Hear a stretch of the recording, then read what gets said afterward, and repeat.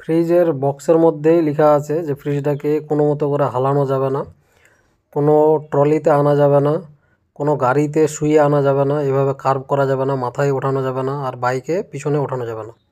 Finally বাড়িতে টেকনিশিয়ানরা আসলো। হাঁটতে হবে না আর।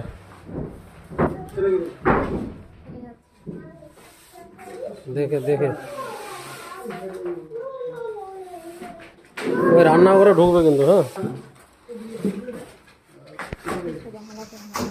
দেখে দেখে হালাতে বারণ করেছেন না, আবার উল্টাই ভাঁজ করে দেন না। হ্যাঁ, দেখি আপনি ওইদিকে একটু ধরো তো।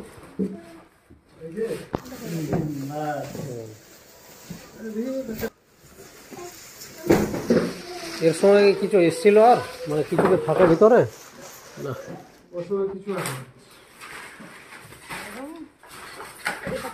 ওটা সহ নিয়ে চলে যান, হবে না? ছোলাটা সহ হবে নাকি? ছোলা কি রাখে না কিরকম? আমাকে বলছিল যে খুঁটিটা 4টা খুঁটি আছে, তো কি দরকার আর কিনা।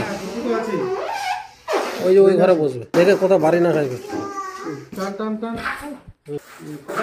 ওই যে ওই ঘরে ওই ঘরে।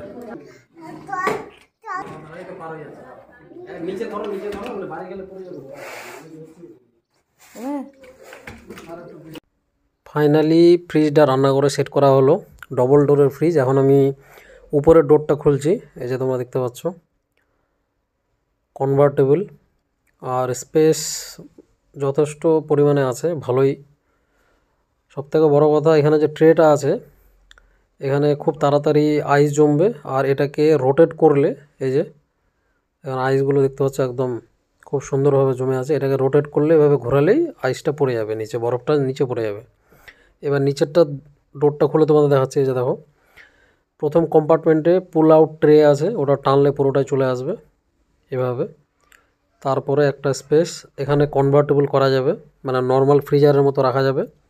সবথেকে বেস্ট হচ্ছে মিডিল পজিশনে রাখার, মানে হচ্ছে ওখানে যে বাটনটা আছে ওটা মিডিয়াম পজিশনে রাখলে দুটোই বেশ ভালো। নিচে ফ্রেশ জোন আছে, আর এই হচ্ছে ওভারঅল ডান সাইডে।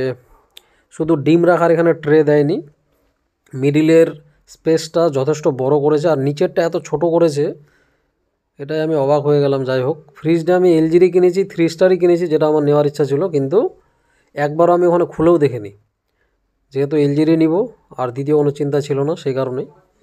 ওভারঅল স্পেস অনুযায়ী 5 জন লোকের জিনিস রাখার মতো যথেষ্ট ভালো। দেখতেই পাচ্ছ তোমরা, এই যে দুটোই উপর নিচ দুটোই আমি খুললাম। এলজির এই ডবল ডোরের ফ্রিজটা বাড়িতে যদি 4 জন থেকে 6 জন লোক থাকে তাদের জন্য সাফিসিয়েন্ট।